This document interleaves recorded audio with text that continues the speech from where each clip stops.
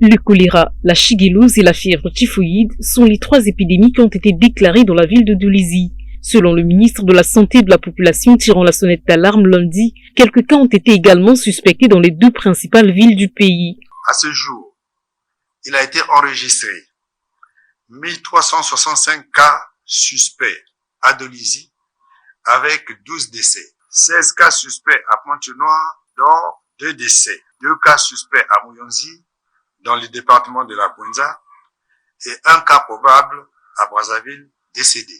Le docteur Livlan Anzuno parle des signes de ces 3 pathologies réunies et de mesures de prévention. Le choléra se manifeste par une diarrhée aqueuse, c'est-à-dire comme de l'eau, et la couleur est eau de riz, et il n'y a pas de répit. Donc la personne de temps en temps ne fait que faire la diarrhée et donc se déshydrate rapidement. Pour la shigellose, il y a une diarrhée glaireuse comme le dongo-dongo, mélangée à du sang, et puis il y a de la fièvre.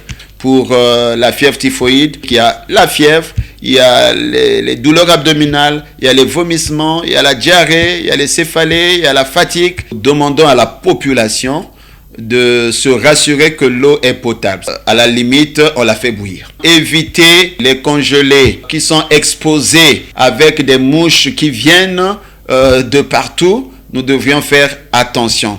Les pains qui sont exposés à la poussière, aux mouches, qui sont transportés dans des sacs, bien laver les mains, et évitons de se serrer les mains. Dans le district sanitaire numéro 2 Mvumvu, 3 cas ont été enregistrés, confirme le docteur Anzonou, qui énumère les sites de prise en charge des patients de sa zone de compétence. Dans le district sanitaire numéro 2 Mvumvu, nous avons reçu quelques patients, dont 3 reviennent de Dolisie. Nous citons déjà le CSI Mawata, le CSI Mvumvu et le CSI Saint-Joseph qui sont préparés à recevoir nos patients, et si cela nous déborde, nous les orientons vers l'hôpital général Adolphe Assissé. De ces 3 épidémies, la shigellose tue environ 200 000 personnes dans le monde par an, dont 65 000 enfants de moins de 5 ans, d'après l'Institut Pasteur.